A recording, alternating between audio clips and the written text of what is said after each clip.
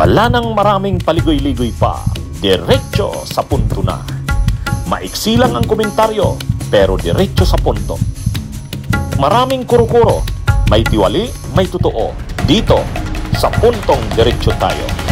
Punto Diretso. Huwag ka mag-alala, Torre, kasi matagal ko na talaga gusto makabugbog ng unggoy. Kung gusto mo lang talaga ng suntukan, bakit kailangan mo pa mga charity?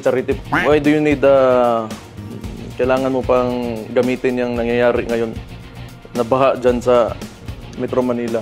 If you're really serious about this, kung gusto mo yung charity na yan, and you've laid some conditions, then let me lay my own conditions for the event. Kung serious ka talaga, ha? These are my conditions.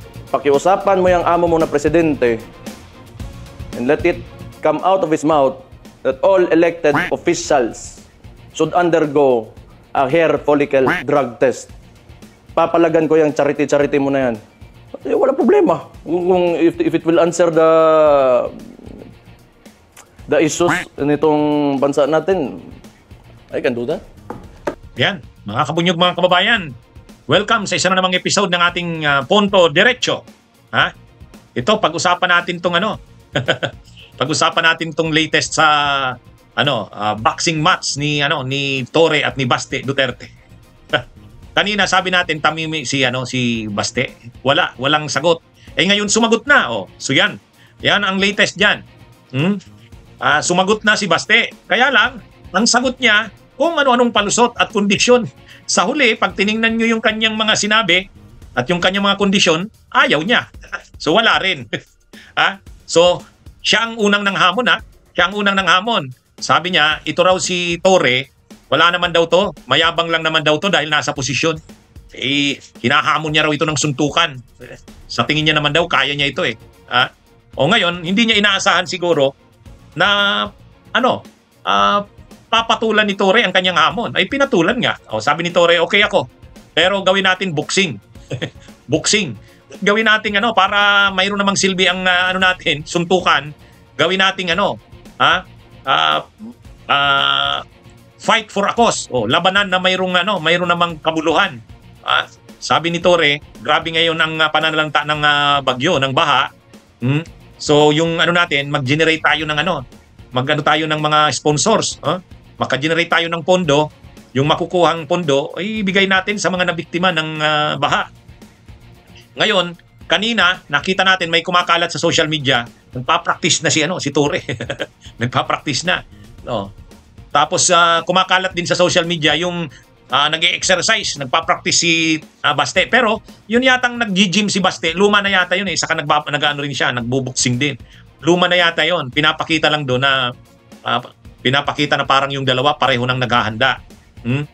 At maraming nagkaka-interest na. Si Lacson nagsabi na, kung matutuloy daw ang laban, bibili siya ng ticket. Yung kanyang pension, idudonate niya daw. Yung kanyang isang buwang pension niya, idudonate niya. Tapos mayroon ng CEO ng isang casino. Yung ballroom ay handang ipagamit. Mayroon nang nag-o-offer. Pero sabi ni Torre, mayroon siyang mas nakitang venue. Hindi yata pumayag yung Araneta Coliseum dahil hindi available. Parang yung Rizal Memorial stadium ba yun?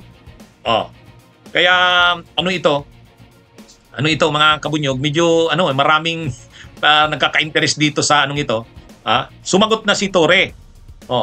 Ay sumagot na si Baste. Kaya lang ang sagot ni Baste ito. Kung gusto mo lang talaga ng suntukan, bakit kailangan mo pa ng charity? Ayun na nga ang pagkakaiba. Si Baste gusto niya suntukan. Si Torre naman suntukan, pero mayroon namang papupuntahan yung suntukan nila. Yun, doon nagkakaiba. Pero wala naman, okay naman yung condition ni Torre na bigyan lang ng direct ng cause yung kanilang suntukan, hindi yung parang suntukan na kanto. Yun, pero medyo reasonable pa yung kondisyon na sinabi ni Torre. Pero itong kay Baste, sabi niya, matagal ko na talagang gustong makabugbog ng unggoy. Yan, nambastos na naman. Nambastos na. Matagal niya na daw talagang gustong makabugbog ng unggoy. Sabi pa dito sa News 5, buwelta ng anak ni dating Pangulong Rodrigo Duterte, maglalapag din siya ng sarili niyang kondisyon sa gaganaping boxing match kontra sa PNP chief. Magpa-drug test daw ang lahat ng elected official sa ilalim ng administrasyon ni President Bongbong Marcos. Ayan na. Dinala na naman dito sa issue ng drug test ni PBBM at saka ng mga officials ng gobyerno. Wala na. Pagka ganito na yung condition mo, ayaw mong matuloy yung boxing match. Dinadala naman sa ganung issue mahirap to. Sabi kasi ni Baste, papalagan ko yung charity mo na yan. Walang problema. If it will answer the issues nitong bansa natin, I can do that. Wala. Ano na ito? Itong ganitong mga statement ni Baste, wala. Nang hamon siya ng suntukan, pinalagan ni Torre, tapos ngayon nagbigay si Baste ng mga kondisyon na imposible. Sa kanilang laban lang yan, tapos ngayon idadamay mo yung iba. Ang gusto na actually, ang target na naman diyan ni Baste, yung issue na naman kay PBBM, yung bangag daw ito.